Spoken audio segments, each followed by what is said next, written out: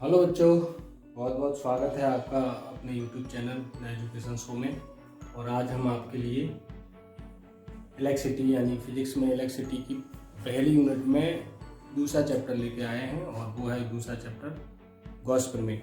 Gauss प्रमेय paper की दृष्टि से बहुत इम्पोर्टेंट पूरा चैप्टर है, पूरा टॉपिक है। तो गॉस प्रमेय क्या होती है और उससे संबंधित इतना यानी कि बहुत ज़्यादा बड़ा चैप्टर भी नहीं है और बहुत इम्पोर्टेंट है। इसमें से 101% क्वेश्चन आता है, हर साल आता है। तो इस चैप्टर को आप बहुत अच्छी तरह करें। इसमें से ज़रूर आपको 3 नंबर का, 2 नंबर का या 5 नंबर का कुछ ना कुछ ज़रूर मिलेगा। तो आप ऐसे करके इस वाले चैप्टर को, यानी कि चैप्टर सारे इंपॉर्टेंट है लेकिन ये चैप्टर बहुत इंपॉर्टेंट है। गॉस प्रमेय और छोटा है, एक ही टॉपिक है इसमें गॉस प्रमेय, इसी पर आधारित इसके अनुप्रयोग हैं, इसके कुछ डेरिवेशन है। तो चलो शुरू करते हैं गॉस प्रमेय में क्या क्या टॉपिक है। तो सबसे पहले जो है इसमें टॉपिक आता है वो है वैद्युत फ्लक्स। तो सबसे पहला है हमारा वैद्युत फ्लक्स क्या होता है। वैद्युत फ्लक्स, तो वैद्युत फ्लक्स क्या है प्यारे कि वैद्युत क्षेत्र में स्थित, कोई भी वैद्युत क्षेत्र में स्थित जो है पृष्ठ है, काल्पनिक पृष्ठ होता है। कल्पना करी जाती है कि वैद्युत क्षेत्र में कोई काल्पनिक पृष्ठ है और उस काल्पनिक पृष्ठ से होकर गुजरने वाली जो बल रेखाएं, वैद्युत बल रेखाएं जो होती हैं, वैद्युत बल रेखाएं पहले चैप्टर में पढ़ाई जाती हैं। तो वैद्युत बल रेखाओं की संख्या की माप होती है या वैद्युत बल रेखाओं की संख्या जो होती है उसे क्या कहते हैं, वैद्युत फ्लक्स कहते हैं। तो सबसे पहले इसमें ध्यान ये रखना है कि वैद्युत क्षेत्र हो और उसमें काल्पनिक पृष्ठ हो। वैद्युत क्षेत्र में काल्पनिक पृष्ठ से होकर गुजरने वाली जो फ्लक्स, वो जो वैद्युत बल रेखाएं होती हैं उनको हम वैद्युत फ्लक्स कहते हैं। वैद्युत क्षेत्र में, चलो लिखते हैं, आप लोग लिखना चालू करो।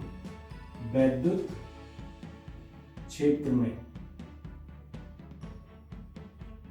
स्थित काल्पनिक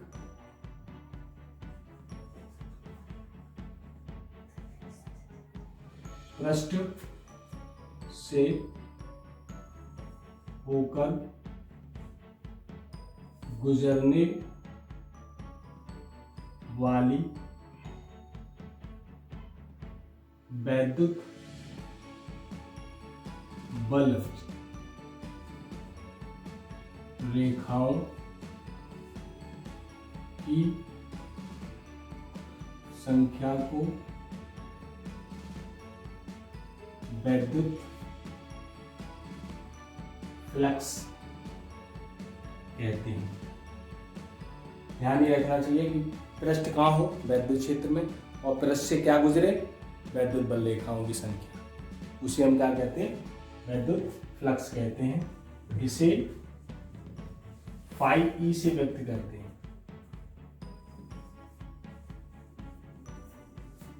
ई फॉर इलेक्ट्रिसिटी होती है, फाई चुंबकीय फ्लक्स भी होता है, वैद्युत फ्लक्स भी होता है, इसलिए उनको ई लगा देते हैं। ई फॉर इलेक्ट्रिक वो फ्लक्स हो जाता है और फाई है वो चुंबकीय फ्लक्स हो जाता है, इसलिए इसमें सिंबल ई को वैद्युत फ्लक्स से रिप्रेजेंट करते हैं। तो ई फ्लक्स ये है वैद्युत फ्लक्स।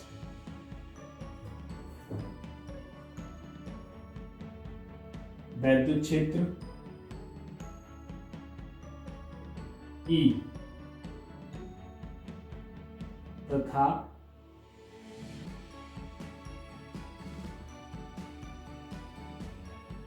अल्प क्षेत्रफल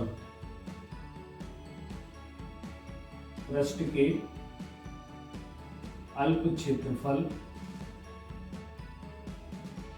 डीए के गुणनफल के बराबर होता है।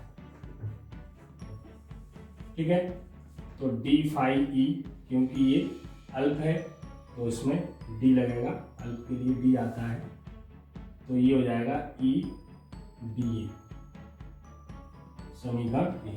वैद्युत क्षेत्र और डी ए के गुणनफल के बराबर होता है। इसमें ऐसा करो, वेक्टर लगाओ,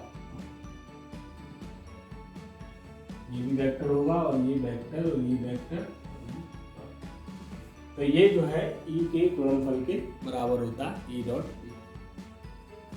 अब क्या करेंगे कि यदि पृष्ठ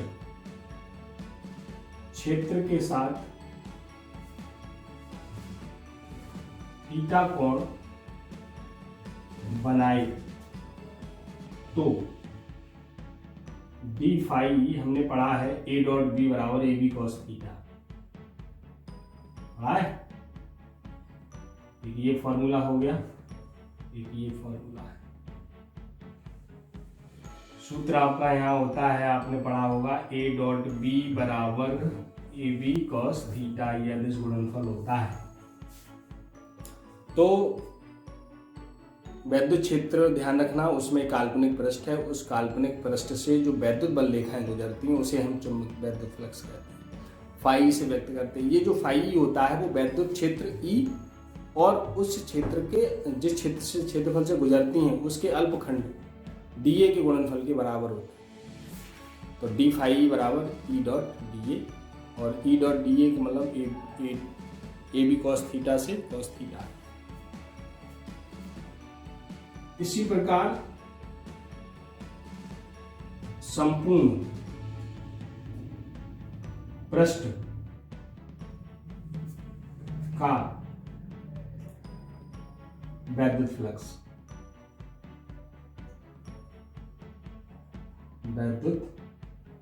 फ्लक्स, तो क्या हो जाएगा, फाई ई टोटल के लिए, ये एल के लिए था तो डी लगा था टोटल के लिए, तो ये सरफेस इंटीग्रल बोलते हैं इसको, ई डी ए कॉस थीटा।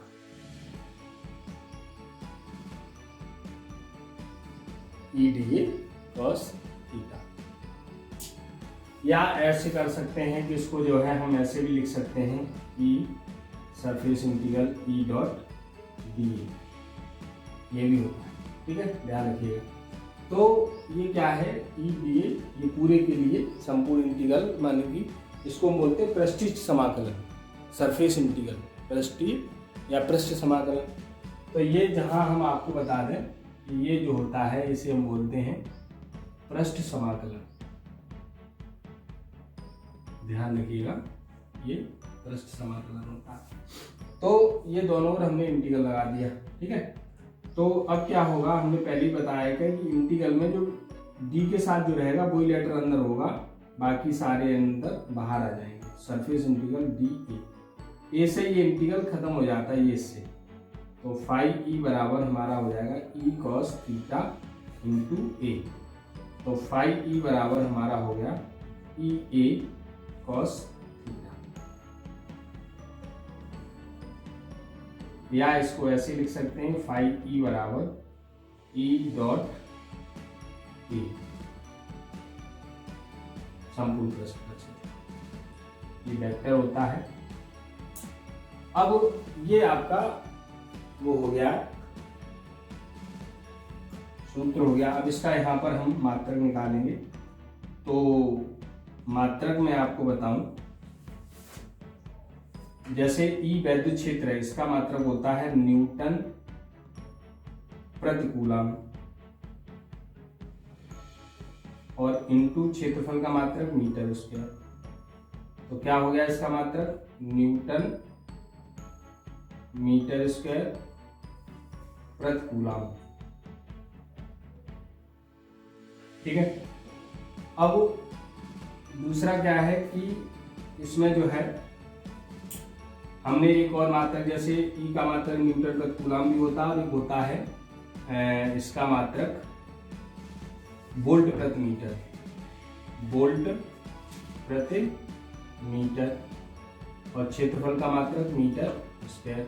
तो मीटर से मीटर कैंसिल हो गया, तो मात्रक क्या आ गया इसका, या कर दो, तो या वोल्ट मीटर, ठीक है। इसके बाद इसकी विमा निकाल लेंगे हम। तो विमा देखो यहां से निकाल लो, न्यूटन की होती है mL/t-2, मीटर का होता है L2, और कूलम का होता है AT। न्यूटन का mL/t-2, मीटर स्क्वायर का L2 AT। इसको सॉल्व कर लीजिए, तो ये mL/3 t-3, a माइनस, ये इसकी डिमांड। तो इसके दो मात्रक हैं, एक न्यूटन मीटर स्क्वायर प्रति कूलम और एक वोल्ट प्रति मीटर ये होते हैं, क्योंकि ई के दो मात्रक होते हैं, न्यूटन प्रति कूलम और वोल्ट प्रति मीटर। क्योंकि प्यारे ई का जो फॉर्मूला है वो मैं आपको बता दूं, ई बराबर हमारा होता है F/Q और एक ई बराबर होता है हमारा B/L या B/R। ये दो फॉर्मूले होते हैं, इन दोनों फॉर्मूलों से इसका मात्रक तो निकलता है F न्यूटन प्रति कूलम और B वोल्ट प्रति मीटर। तो ये वैद्युत क्षेत्र तीव्रता के दो फॉर्मूले होते हैं और दोनों फॉर्मूले से दो अलग अलग वो निकलते हैं। तो इस तरह करके जो है ये इसके दो फॉर्मूले हो गए। ये हमें डेरिवेशन में शामिल नहीं है, इसको आपको केवल हमने समझाने के लिए लिखा था, आप कहीं इसको रफली पर लिख सकते हैं, ठीक है। ये भी cos थीटा ही होता है और ये जो सरफेस इंटीग्रल होता है इसको पृष्ठ समाकलन कहते हैं, सरफेस इंटीग्रल कहते हैं। और यहाँ पर ई के जो दो मात्रक लगे हैं ये होता है और एक इस तरह करके हमने ये दो मात्रक सूत्र होते हैं इसलिए निकाल दिया, F newton Q coulomb B volt R metre, ठीक है बच्चों। तो ये जो है हमारा वैद्युत फ्लक्स है। अब इसमें देखो प्यारे हम आपको एक केस बताते हैं। केस फर्स्ट में क्या है कि यदि पृष्ठ क्षेत्र के लंबवत है तो थीटा इक्वल टू 0 होगा। तो फाई ई बराबर ई ए कॉस 0 और फाई ई बराबर कॉस ई 0 का मान 1, ठीक है। केस सेकंड में क्या होगा कि यदि पृष्ठ क्षेत्र के समांतर हो तो थीटा इक्वल टू 90 अंश होगा। तो फाई ई बराबर ई ए कॉस 90 और ये फाई ई बराबर हो जाएगा 0, ठीक है बच्चों। तो ये जो है ध्यान ये रखना है कि यदि पृष्ठ क्षेत्र के लंबवत है तो 0 लगेगा और यदि जो समांतर है तो वो क्या लगेगा, 90 लगेगा। अब ये कैसे लगता है ये मैं आपको बताता हूँ। इसमें देखो एक ऐसे होता है, मैं आपको एक चीज़ बताता हूँ कि जैसे मान लीजिए ये पृष्ठ है, जैसे हम पहले केस में बताएं कि पहले केस की बात ये है कि जैसे ये एक पृष्ठ है, ठीक है। तो ये पृष्ठ का क्षेत्रफल प्यारे का ऊपरी होगा एक, और ये चुंबकीय बल रेखाएं वो वैद्युत बल रेखाएं हैं।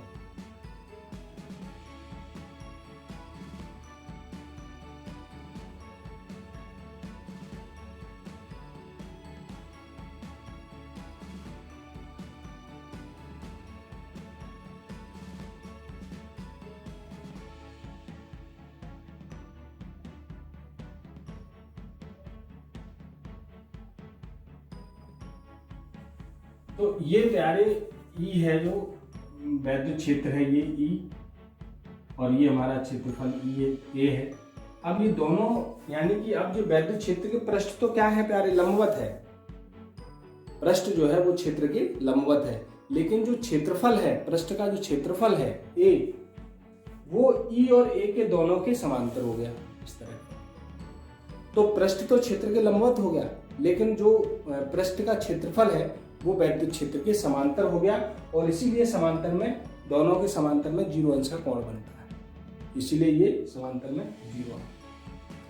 अब आता है हमारा लंबवत इसमें समांतर में प्यारे क्या होता है कि जैसे इस तरह देखिए आप, छोटा सा चित्र बनाते हैं हम।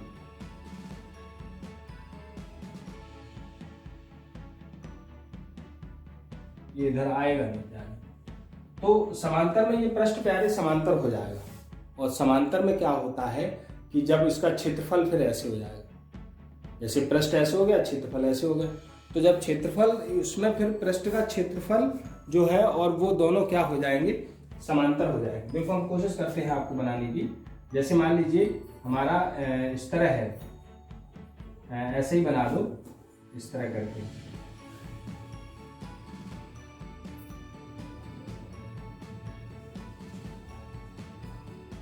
अब इसमें जो है ऐसे कर दीजिए, ये वैद्युत क्षेत्र इस तरह मान लीजिए।